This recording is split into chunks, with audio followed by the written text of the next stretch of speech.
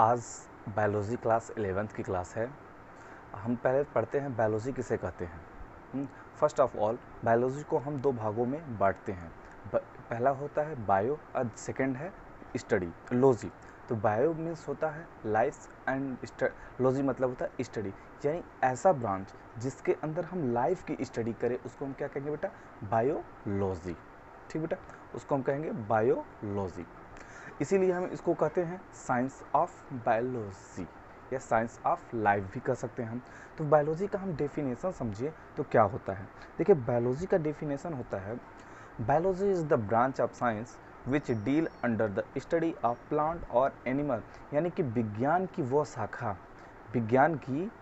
शाखा जिसके अंतर्गत हम प्लांट या एनिमल की स्टडी करें उसे हम क्या कहेंगे बेटा, बायोलॉजी।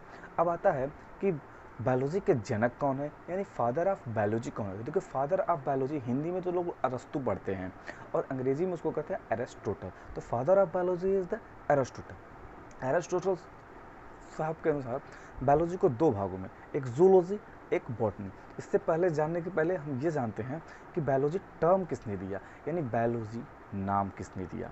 जैसे कि पहले ज़माने में हम लोग देखते थे पंडित लोग नाम रखने आते थे, वैसे ही मैं इनको कहता हूँ कि दो पंडित लोग आए और इनका नामकरण किए। जैसे उसमें होगा बायोलॉजी टर्म दिया, एक पंडित था लैमार्क और एक था टर्विनस। ये याद दिलाने के लिए मैं बोल रहा हूँ कि लैमार्क और टर्विनस। तो बायोलॉजी टर्म किसने दिया बेटा, लैमार्क एंड टर्विनस ने। ठीक बेटा, तो इसमें हम लोग यही याद करेंगे फादर ऑफ बायोलॉजी कौन है, एरिस्टोटल, और टर्म किसने दिया, लैमार्क एंड टर्विनस। उसके आगे चलते हैं बेटा हम लोग कि जूलॉजी किसे कहते हैं, व्हाट इज़ द जूलॉजी। क्योंकि उन्होंने दो भागों में क्लासीफाई किया, तो एक जूलॉजी और एक बॉटनी। जूलॉजी जू मतलब एनिमल्स एंड लॉजी मतलब स्टडी, यानी जहाँ पे हम एनिमल की स्टडी करें उसको हम जूलॉजी कहेंगे। तो इसका भी डेफिनेशन ऐसे हो जाएगा, zoology is the branch of science या biology which deal under the study of only animal. सिर्फ एनिमल की स्टडी की जाए तो उसको हम क्या कहते हैं कि जूलॉजी। तो फादर ऑफ जूलॉजी कौन है बेटा, एरिस्टोटल। देखिए अपने शरीर के ऊपर स्टडी करना बेटा बहुत ही आसान होता है। आपको अपने शरीर में अगर कोई भी डिफेक्ट होता है तो उसको आप 24 घंटा देख सकते हैं, बट अगर दूसरे के शरीर के ऊपर आपको स्टडी करना हो तो आप किसी व्यक्ति को 24 घंटे उसको देख नहीं सकते, यानी ये वो हमेशा आपके ऑब्जर्वर में नहीं होता। तो इनके एक स्टूडेंट था इनका, यानी एक चेला हम कह सकते हैं नॉर्मल भाषा में, थियोफेस्टस। उसने क्या किया, वो प्लांट के ऊपर स्टडी किया। तो प्लांट पे जिसको हम कहते थे बॉटनी, यानी बॉटनी शब्द होता है बॉटने से, बॉटनी मतलब होता है प्लांट। ठीक बेटा, तो उसको बॉटनी, तो फादर ऑफ बॉटनी कौन है, थियोफेस्टस। इसमें हम लोग दो बातें याद करेंगे बेटा कि father of zoology Aristotle and father of botany Theophrastus. अब ये बताइए इतनी जानकारी हमें कहाँ से मिली, आखिर कैसे जाने, कहीं से पढ़े होंगे, कोई बुक होगा उसमें लिखा होगा तभी तो हमें पढ़े होंगे, तभी तो हमारे पास इतना नॉलेज आया होगा। तो इसी तरह से दो बुकें थे, एक है हिस्टोरिया एनिमेलिया और एक है हिस्टोरिया प्लेंटेनम। देखो बेटा एनिमेलिया से हमें समझ में आता है एनिमल, तो जूलॉजी में किसकी स्टडी करते थे हम लोग, एनिमल की। उसके फादर कौन थे बेटा, एरिस्टो। उसी अनुसार हिस्टोरिया एनिमेलिया किसने दिया, एरिस्टोटल ने लिखा। ठीक, हिस्टोरिया प्लेंटेरम, देखिए बेटा बॉटनी में हम लोग प्लांट की स्टडी करते थे जिसके फादर कौन थे, थियोफेस्टस। तो ठीक है, तो हिस्टोरिया प्लेंटेरम किसने लिखा, थियोफेस्टस। थियोफेस्टस सामने लगभग 500 प्लांट के ऊपर स्टडी किया था और इस बुक में इनके बारे में उन्होंने लिखा था। ठीक बेटा, तो 500 प्लांटों पे स्टडी किया था। अब आते हैं हम लोग philosophy of zoology. Philosophy of zoology is the Lamarck. ये बस हमें याद करने के लिए, तो बेटा इसमें आप लोग दो तीन बातें हैं जिसको याद करिएगा, जिससे मैं फिर से बोल रहा हूँ। Father of zoology Aristotle, father of botany Theophrastus, Historia Animalia Aristotle and Historia Plantarum Theophrastus. ठीक बेटा, अब फिलॉसफी ऑफ जूलॉजी लैमार्क। अब आगे हम लोग चलते हैं बेटा, आगे है biology is the exception of science, क्योंकि इसमें ज़्यादा अपवाद ही है बेटा, कुछ चीज़ें हैं अपवाद जो आगे हम चल के पढ़ेंगे, कई चीज़ें होती हैं अपवाद। ठीक है, तो biology is the science of exception. ठीक, उसी अनुसार हम पढ़ते हैं इनके कुछ branches.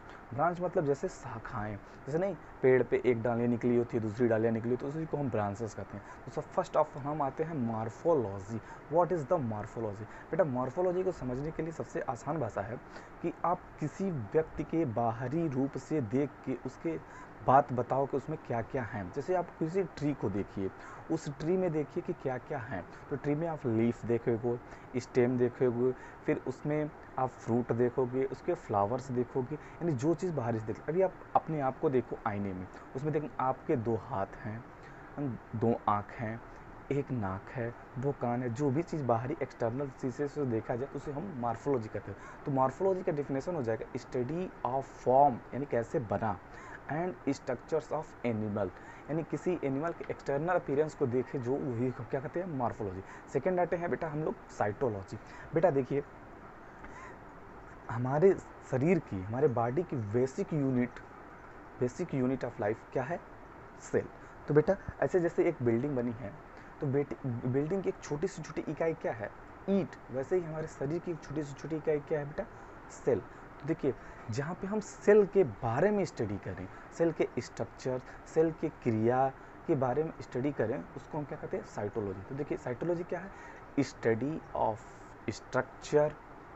Of structure function of cell and their organism. अब अगला आते हैं हम लोग बेटा इकोलॉजी। देखिए बेटा इको शब्द मतलब ये होता है हाउस, यानी ये जो पृथ्वी पूरा ब्रह्मांड पूरी अर्थ है, ये क्या है? ये हमारा घर ही तो है। तो इको मतलब इकोलॉजी, यानी कि लॉजी मतलब स्टडी, और इको मतलब पूरा ब्रह्मांड या हमारे घर, यानी अपने घर के बारे में स्टडी किया जाए। तो देखिए इकोलॉजी इसमें क्या होता है? इसमें हम अपना और इन्वायरमेंट के प्रति जो रिलेशनशिप्स होते हैं उनके बीच का अध्ययन करते हैं। जैसे कि अब हम इस समय है तो गर्मी का मौसम है, तो गर्मी वाले नहीं ठंडे वाले कपड़े पहनेंगे। अब ये ठंडी है, ठंड का मौसम आता है तो हम लोग गर्मी वाले कपड़े पहनते हैं, ठीक है? ठंड में जो पहना जाता है वो वाले कपड़े पहनते हैं। उसी अनुसार हम लोग क्या करते हैं? इन्वायरमेंट के अनुसार बदलते हैं। उनके बीच के यही रिलेशंस को हम क्या कहते हैं बेटा? इकोलॉजी। तो study of relationship between organism and environment. ठीक बेटा अगला आते हैं हम लोग बेटा हिस्टोलॉजी। हिस्टोलॉजी को समझने से पहले हम समझते हैं कि है क्या। उसके पहले हम समझते हैं, देखिए बेटा हमारे शरीर की बेसिस यूनिट क्या है? सेल। तो सेल के कई ग्रुप को देखिए छोटे छोटे ईंट मिला के क्या बनते हैं बेटा? एक दीवार बनता है। उसी अनुसार से सेल की छोटी छोटी यूनिट मिला दे, सेल कि कई सारे सेल मिले तो क्या बनेगा? टिश्यू। फिर कई सारे टिश्यू मिले तो आर्गन, कई सारे आर्गन मिले तो ऑर्गन सिस्टम। तो देखिए यही तो सेल के ग्रुप को हम क्या कहेंगे? टिश्यू। टिश्यू के ग्रुप को कहेंगे आर्गन, आर्गन के ग्रुप को कहेंगे ऑर्गन सिस्टम। ऑर्गन सिस्टम में बेटा क्या आता है? हार्ट, किडनी, लीवर, स्टमक, ये सब अलग अलग होते हैं। एक अगर पूछा जाए एक और इसमें ऑर्गन सिस्टम क्या है तो आप हार्ट बोल देंगे, किडनी बोल देंगे। ये सब क्या है बेटा? ये सब ऑर्गन सिस्टम है। इन ऑर्गन सिस्टम को हम किसी जगह पे रख दे, एक पर्टिकुलर जगह पे सबको एक साथ रख दे, यानी इनको भी एक ग्रुप में रख दे, तो क्या बन जाएगा? एक ऑर्गेनिज्म, यानी एक हम लोग तैयार हो जाएंगे। तो देखिए मैंने इसको यहाँ पे दिखाया है। तो किडनी इसमें डाल दीजिए, हार्ट डाल दीजिए, लीवर डाल दीजिए, स्टमक डाल दीजिए, तो क्या एक ऑर्गेनिज्म तैयार हो जाएगा। तो ऐसे ही तो हिस्टोलॉजी हम कहते हैं कि स्टडी ऑफ टिश्यू, यानी टिश्यू का अध्ययन जिसमें हम करें उसको हम क्या बोलेंगे बेटा? हिस्टोलॉजी। अब अगला हम लोग पढ़ते हैं बेटा बायोकेमिस्ट्री। देखिए बायो मतलब होता है लाइफ, ठीक, और केमिस्ट्री मतलब होता है रसायन, यानी जिसमें हम केमिकल किसी ऑर्गेनिज्म यानी किसी लिविंग बीइंग में हम किसी जीवित में हम केमिकल की स्टडी करें तो उसको हम क्या कहेंगे? बायोकेमिस्ट्री। तो देखिए study of chemistry of living matter, यानी जो जीवित चीज़ें हैं उसके अंदर हम केमिस्ट्री का अध्ययन करें तो उसको हम क्या कहेंगे बेटा? उसको हम कहेंगे बायोकेमिस्ट्री। अब आगे चलते हैं बेटा, आगे चलते हैं एम्ब्रियोलॉजी। एम्ब्रियोलॉजी को समझने से पहले बेटा हम समझते हैं कि एम्ब्रियो क्या है। What is the embryo? देखिए बेटा एक मेल है, ठीक, और एक फीमेल है। इन दोनों की हम लोग शादी करा दें या इन लोगों के, एक मेल से क्या होता है? एक मेल गैमेट मिलते हैं और फीमेल से एक फीमेल गैमेट मिलता है, ठीक बेटा। ये दोनों एन होते हैं। ये जब दोनों आपस में मिलते हैं, इस मिलने की प्रोसेस को हम कहते हैं फर्टिलाइजेशन। तब एक दोनों मिलेंगे तो उसको फर्टिलाइजेशन करते हैं। इस प्रोसेस को कहते हैं बेटा फर्टिलाइजेशन। इनसे जो बनता है उसको हम कहते हैं बेटा जाइगोट। ये कभी मत कह दीजिएगा कि मेल और फीमेल मिलते हैं तो जाइगोट नहीं बनता, जाइगोट, लेकिन उस प्रोसेस को क्या कहते हैं? उस प्रोसेस को हम कहते हैं फर्टिलाइजेशन, ठीक है। फिर जाइगोट आगे जाके डेवलप होकर बनाता है एम्ब्रियो, ठीक बेटा। जब एम्ब्रियो आगे बढ़ेगा तो एक बेबी बनेगा, ठीक है। तो हम लोग क्या करते हैं कि एम्ब्रियो और बेबी, यानी बेबी जब तक बर्थ ना कर जाए तब तक के बीच की जो स्टडी करते हैं हम उसको कहते हैं एम्ब्रियोलॉजी। तो एम्ब्रियोलॉजी का डेफिनेशन हो जाएगा development stage of organism up to birth, यानी कि एम्ब्रियो की तब तक स्टडी की जाए जब तक बर्थ ना हो। देखते हैं डॉक्टर के वहाँ जाती हैं महिलाएं जो प्रेग्नेंट होती हैं, तो डॉक्टर हमेशा अल्ट्रासाउंड कराता है। अल्ट्रासाउंड में क्या होता है, उस एम्ब्रियो की स्टडी करता रहता है कि क्या क्या ग्रोथ है, क्या प्रोग्रेस है, तो वही है एम्ब्रियोलॉजी। अगला बेटा आता है इंडोक्रोनोलॉजी। इंडोक्रोनोलॉजी में देखिए बेटा, सबसे पहले इंडोक्रोनोलॉजी हमारे शरीर में जितने भी परिवर्तन होते हैं ना, पहले हम बस छोटे थे, धीरे धीरे हम लोग बड़े बड़े, अरे इन्हें ग्रोथ हुआ। तो ग्रोथ क्यों हुआ बेटा, क्योंकि हमारे अंदर ग्रोथ हार्मोन सिक्रेट हुआ। ठीक, ये धीरे धीरे और बड़े हुए, हम लोग वयस्क हो गए, एडल्ट हुए, तो आपके दाढ़ी मूछ आने लगी। क्यों हुआ, ये हार्मोन के कारण हुआ। ये हार्मोन कहाँ से निकलते हैं, इंडोक्राइन ग्लैंड से निकल देते हैं। तो जहाँ पे हम इंडोक्राइन ग्लैंड और हार्मोन की स्टडी करेंगे उसको हम क्या बोलते हैं, इंडोक्रोनोलॉजी। तो study of endocrine gland and hormone. अगला आता है बेटा एनाटॉमी। एनाटॉमी को समझने से पहले बेटा एक कहानी आप हमसे सुन लीजिए, थोड़ा इंटरेस्टिंग है।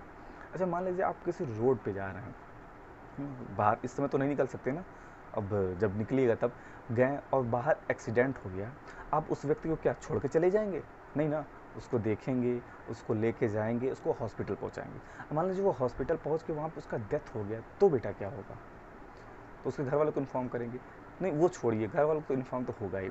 लेकिन ये सोचिए कि डॉक्टर उनका क्या करते हैं, डॉक्टर उनको भेज देते हैं पोस्टमार्टम के लिए। तो बेटा पोस्टमार्टम में क्या होता है, उनके शरीर का चीर-फाड़ किया जाता है, फिर उनको इंटरनल ऑर्गन जो यूजफुल होता है उसको ले लिया जाता है, नहीं तो हटा दिया जाता है। तो वही होता है बेटा एनाटॉमी।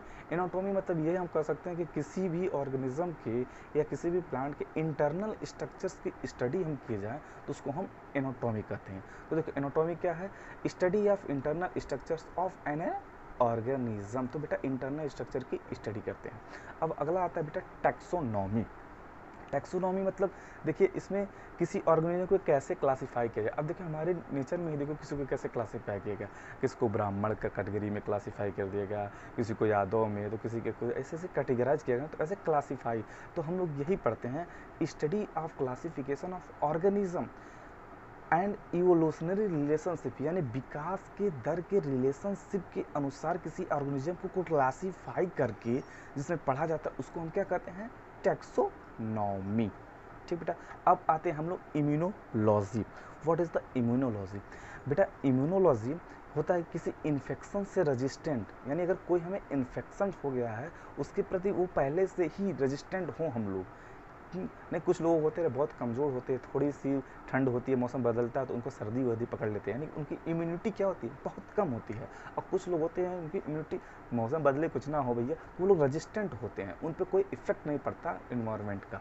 तो ऐसे ही तो हम कहेंगे कि अब क्यों होता है कि किस चीज़ के लिए क्यों रेजिस्टेंट होता है, तो बेटा एक एंटीबॉडी बनती है। जब हमें किसी चीज़ का इन्फेक्शन होता है तो हमारे शरीर उसके खिलाफ एंटीबॉडी बनाना स्टार्ट करती है। तो हमारी एंटीबॉडी क्या होती है, एंटीबॉडी देखिए 5 प्रकार की हमारे शरीर में पाई जाती है, जिसको हम गेम डी भी बोलते हैं या आप गमदे भी बोल सकते हैं। तो इतने प्रकार के होते हैं। देखिए इसमें सबसे महत्वपूर्ण जो एंटीबॉडी होती है ना, जो हमें अपने माता के मम्मी के थ्रू मिलता है। देखिए मम्मी बहुत अच्छी होती है, हमें दूध के द्वारा भी हमें एंटीबॉडी दे देती है रक्षा करने को, ज़िंदगी भर हमें रक्षा करता है। तो वो होता है IgA। IgA मतलब क्या, इम्यूनोग्लोबिन ए, जो कि मिल्क में मिलता है, जिससे कोलेस्ट्रॉम कहते हैं, जो येलो कलर का होता है। ठीक बेटा, और एक होता है IgE, ये जो एलर्जी जो उसको होती है उसमें पाया जाता है बेटा IgE। और भी है जो हम लोग आगे पढ़ा जाएगा। तो इम्यूनोलॉजी क्या है बेटा, study of resistance of organism of infections. ठीक बेटा, यानी इन्फेक्शन से रेजिस्टेंस जो हो उनकी हम स्टडी किया जाए तो उसको हम क्या कहेंगे, ठीक है। तो बेटा ठीक, आज का वीडियो यहीं तक, अगले लेक्चर में हम लोग कुछ नया पढ़ेंगे। थैंक यू बेटा।